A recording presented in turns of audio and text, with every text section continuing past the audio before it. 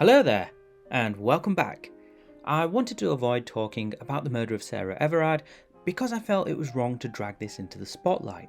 However, with the actions of the Met Police at the vigil on Saturday night and the reaction from the right and subsequent action since, I felt I needed to say something before I started this week's short episode. 2 weeks apart, the police in the United Kingdom had two very different responses to breaches of COVID legislation. When Rangers fans celebrated, they were shepherded by police and allowed to do so in breach of COVID regulations. People, primarily women, who attended vigils on the weekend did so in solidarity, in mourning and in protest. This was not the act of people drunk on victory, this was the stand of people who have suffered. A brave stand that no matter what, we will keep fighting for justice. The Metropolitan Police could have acted fairly. They could have acted humanely.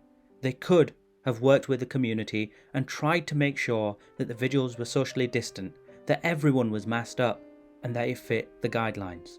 Instead of being part of the solution, they decided to show us why they're part of the problem.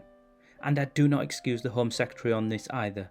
There are several unanswered questions about a phone call that occurred between Cressida Dick and Priti Patel prior to the police moving in.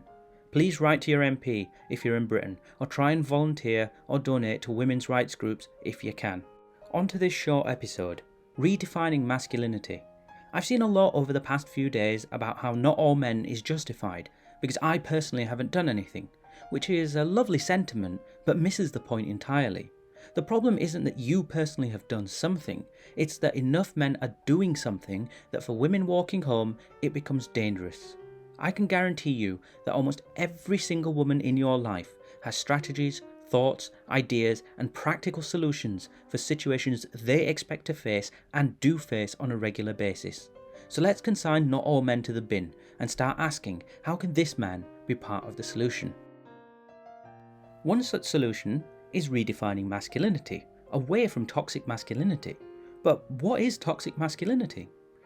Toxic masculinity is a term coined for the perversion of traditional masculine values into a harmful series of behaviours that cause damage to men and everyone around them. Take the traditional male virtue of stoicism. Now, stoicism can be a good thing, I'm pretty stoic myself, but toxic masculinity insists that men must be stoic at all times. Man up, don't cry, don't show emotion, don't be weak. A man showing emotion is weak, womanly, emasculated, and therefore not a real man. There is a reason why suicide rates amongst men are so high, and this is one of those reasons. I remember watching Abigail Thorne's coming out video as a trans woman, and I remember reading in the comments that some people were not so much upset but a little bit sad because Abigail was one of their few positive male role models, and I get that sentiment. Many men are sadly afraid to deviate from those ideas of what a man should be, that being caring and empathetic is somehow womanly, less, weak, that relating to another man on a deeply personal level is a sign of their weakness, of their homosexuality, because of course, under the auspices of toxic masculinity, the gays are bad. Now let me be clear, this isn't to say that masculinity is a bad thing, because it's not. But the perversion of that masculinity is something bad. Trying to stick to an outdated form of masculinity is bad. We no longer live in a world where those values were not only expected, but demanded of men. As I said on the weekend, as the liberation of women continues, through it, so too does the liberation of men. So what we as men have to do is look at what our virtues are. What are the values that we consider masculine, and how do we turn them into something positive, something worth keeping, that helps and lifts people up rather than harms people and drags them down?